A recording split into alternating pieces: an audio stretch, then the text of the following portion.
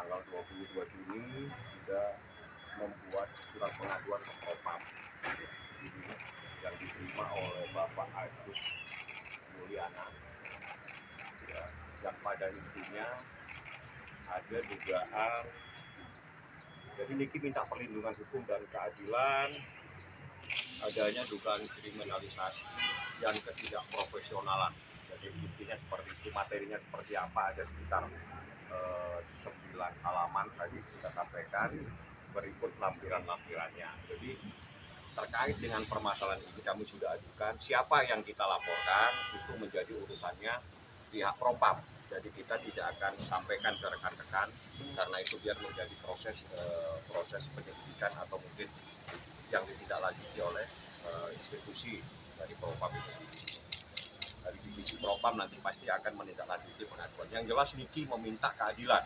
Niki mengajukan permohonan perlindungan hukum ke Kadif Propam seperti itu. Jadi kalau apa yang menjadi permasalahan sebetulnya berawal dari postingan Niki. Ada postingan Niki di salah satu Instagramnya, ada kalimat, saya tidak akan buka semua supaya tidak menimbulkan masalah baru.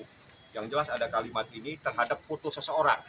Abang Propam jangan mau percaya omongan yang ngomong banyak juga menipu atau PHP kepada para senior. Ini adalah himbauan Nikita Mirzani kepada Propam.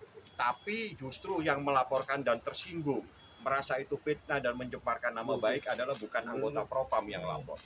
Ada seseorang yang berinisial MD yang melaporkan di Polres Serang Kota. Seperti itulah.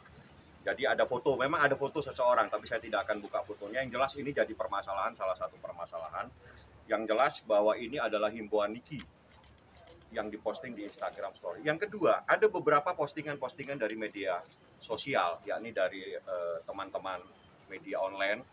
Itu ada berita tentang kejadian penganiayaan atau pemukulan terhadap security dan sebagainya. Itu sama Niki diambil, diposting ke Instagram Story-nya, dan itu dijadikan dasar menjadi sebuah permasalahan.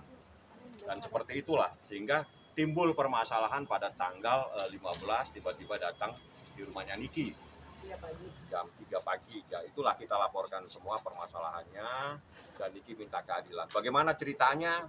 Apakah memang Niki itu pernah diproses seperti apa? Biar dia jelasin secara berurutan supaya jelas ya. Bagaimana nih ceritanya awalnya nih? Coba. Kan ceritanya awalnya itu laporan itu tanggal 16 Mei. Tanggal 16 Mei, tanggal 27 Mei ada surat panggilan untuk tanggal 31 tapi klarifikasi. Terus tanggal 31 Mei datang lagi surat buat datang ke Polres Banten tanggal 3 Juni untuk klarifikasi. Tiba-tiba tanggal 4 Juni ini udah SPDP. Padahal kan kalau menurut Bapak Kapolri itu kan ada restorasi justice, kita harus diketemukan oleh sang pelapor, ya kan? Tapi ini enggak. Tiba-tiba tanggal 6 Juni dikirim lagi surat panggilan, tanggal 9 Juni itu surat panggilan pertama. Terus di tanggal 10 Juni ada lagi surat panggilan untuk datang tanggal 13 Juni sebagai saksi. Cuma tanggal 16 ada tersebar surat ke teman-teman wartawan, kan musuh saya yang sudah diposting duluan. Itu tanggal 13 Juni katanya sebagai TSK alias tersangka gitu kan. Nah padahal kan proses ini saya tuh belum datang sama sekali gitu. Karena biasanya kalau kita tidak datang pertama itu akan ada pemanggilan lagi gitu kan, akan ada pemanggilan lagi. Ini enggak, ini langsung kayaknya tuh semua serba cepat gitu. Di sini tuh serba cepat, kayak ekspres banget gitu. Padahal saya punya kasus juga, saya ngelaporin Baby Z itu di Tangerang Selatan, di Polres Tangerang Selatan. Sudah hampir mau 1 tahun. Orangnya nggak datang, baru datang sekali aja, nggak tahu kasusnya udah sampai mana. Gitu. Nah kalau ini kok kurang dari 1 bulan tiba-tiba ada penangkapan, tiba-tiba ada surat beredaran dari ke teman-teman wartawan, bukan ke saya ya, ke teman-teman wartawan atau ke musuh saya bahwa saya jadi TSK gitu.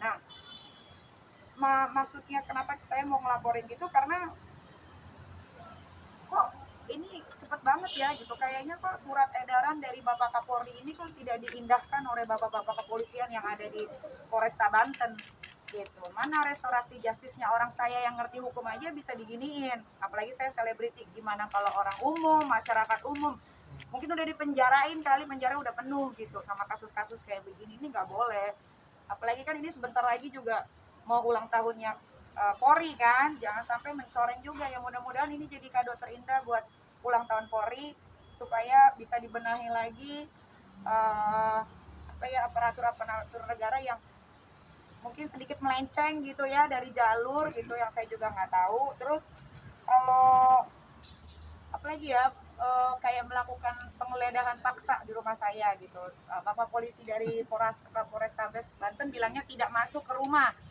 tapi yang dia posting di Instagramnya itu dia masuk ke rumah gitu kan. Jadi banyak omongan-omongan yang nggak tepat nih gitu. Padahal CCTV semua, bang, kami juga udah kasih CCTV-nya ke Bapak Propam ya kan, silahkan ditonton sendiri bagaimana bapak-bapak dan Polwan yang datang ke rumah saya saat itu tanggal 15 pagi jam 3. Dia datang ke rumah, dia bikin keributan, dia teriak, dia buat pengerusakan gitu kan, adik saya dimaki gitu, itu kan ada semua.